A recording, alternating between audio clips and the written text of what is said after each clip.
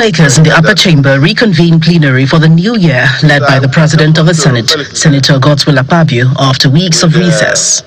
In his stirring welcome address, the Senate President begins by urging lawmakers to rededicate themselves to fixing the country. For us is the completion of the electoral reforms. We must complete this year. The time to act is now.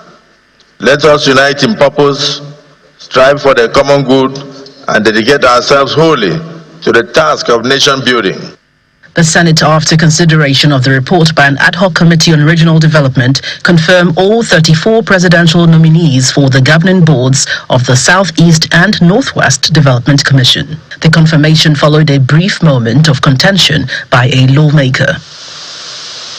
At the end of plenary, the Senate President announced an adjournment for 2 weeks. The lawmakers continue their legislative duties at the committees as the 2025 budget defense sessions continue. A joint committee on livestock development meets with the recently appointed minister and officials. We have a net figure of 10 billion naira for capital and 1.8 billion for overhead. They also identified international cattle corridors coming into this country, and those corridors today have no semblance of any amenity. The ministry's budget, among other things, immediately becomes a source of concern for the lawmakers. Part of this ministry is to address some security issues, pending security issues. Let us not talk about concentration on foreign imports. Let us go back and make sure to the basics. Let us rehabilitate and start from the ones that we have.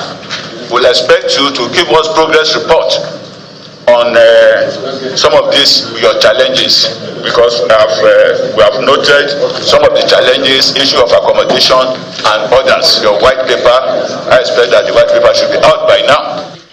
According to the minister, a breakdown of the budgetary allocation to the ministry reveals that 10 billion naira is for capital projects and 1.8 billion naira is for overhead costs. The joint committee urged the ministry to refine its budget and present a supplementary request to ensure it meets the expectations and needs of the nation's livestock sector.